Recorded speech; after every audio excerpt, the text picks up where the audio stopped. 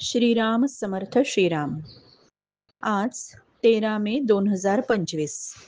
आजच्या दिवसापासून दासबोध अभ्यासाला आपण सुरुवात करूया.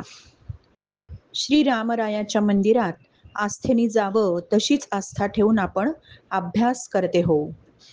प्रभू रामचंद्रांच्या देवळात प्रथम दर्शनी मारुतीराय उभे असतात. आपलं वाङ्मयीन आराध्य श्री समर्थ रामदास, त्यांचं जीवनचरित्र संक्षिप्त रूपाने पाहण्या अगोदर रामदासांवर अपार श्रद्धा असणारे, रामदासांचे समग्र वाङ्मय पै पै जोडून भावी पिढ्यांकरता जतन करणारे समर्थ हृदय असलेले श्री शंकर श्रीकृष्ण देव, त्यांच्या कार्याचा आढावा घेतल्या वाचून आपल्याला पुढेच जाता येणार नाही. मठामठातून जमवलेली हजारो हस्तलिखिते, कागदपत्रे या निरुपम राष्ट्रीय ठेव्याचं निरंतर संरक्षण आणि ती उपयोगात यावी म्हणून त्याचं अध्ययन व्हावं, यासाठी त्यांनी श्री समर्थ वाङ्मय देवता मंदिराची धुळे येथे स्थापना केली. त्यात खुद्द श्री समर्थांच्या हातचं पृथ्वी मोलाचं एकमेव गद्यपत्र, समर्थांनी तपस्येच्या तरुण वयात स्वतः लिहिलेलं वाल्मिकी रामायण, अनेक शिष्य प्रशिष्यांची हस्तलिखित आणि विख्यात ऐतिहासिक पुरुषांची हस्ताक्षर, अशा हजारो दुर्मिळ लेखरत्नांचा त्यामध्ये समावेश आहे. रामदासी पंथ खरोखरच भाग्यवान की ज्याला देवांसारखे संशोधक लाभले. रामदासी ग्रंथमाला आणि रामदासी मासिक यात देवांनी सुमारे 50 वर्षे अखंड लेखन केलं. श्री समर्थ चरित्र संप्रदायादी विषयक अध्ययन करताना देवांचे ग्रंथ पायाभूत आहेत.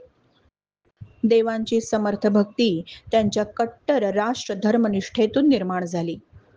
त्यांचं महाविद्यालयीन आयुष्य पुण्याला लोकमान्यांच्या छायेमध्ये विकसित झालं.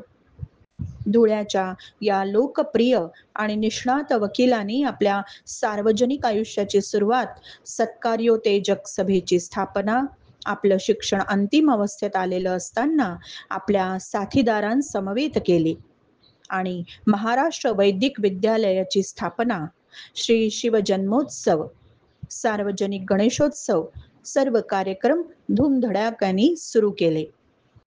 तरुण वयापासूनच त्यांनी राष्ट्रीय सभेच्या कार्यामध्ये रस घेतला. श्री समर्थांच्या जन्मस्थानी म्हणजे मराठवाड्यातील आंबड परगण्यातील जांब येथे श्री समर्थांचं मंदिर बांधलं. निजामाच्या काळामध्ये जिथे आहे ती मंदिरे टिकत नव्हती, तिथे शासनाची अनुमती मिळणं केवळ अशक्य होतं. मुंबई लाखा विधिमंडळाचे जे सदस्य म्हणून देवांनी सर्व पातळ्यांवर भरपूर प्रयत्न केले आणि निजामाचे दिवाण सर अकबर हैदरी यांना भेटून स्थानिक वतनदार मंडळींचा आणि वजनदार मंडळींचा उपयोग केल्यानंतर परवानगी मिळवली.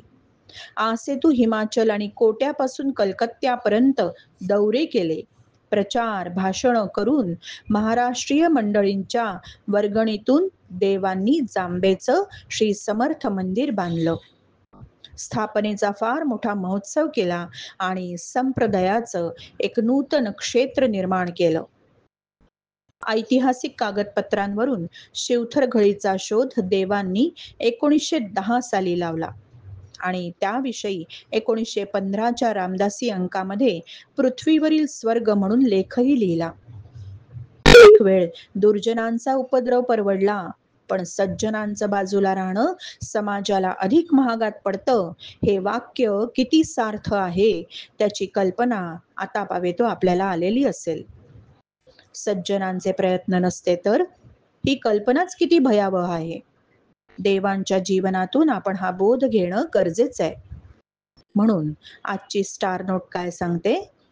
शिवसमर्थांचं स्मरण हेच राष्ट्राचं जीवन आणि त्यांचं विस्मरण हे राष्ट्राचं मरण, हा त्यांचा संदेश प्रत्येकाने हृदयात कोरून ठेवला पाहिजे. श्रीराम समर्थ श्रीराम.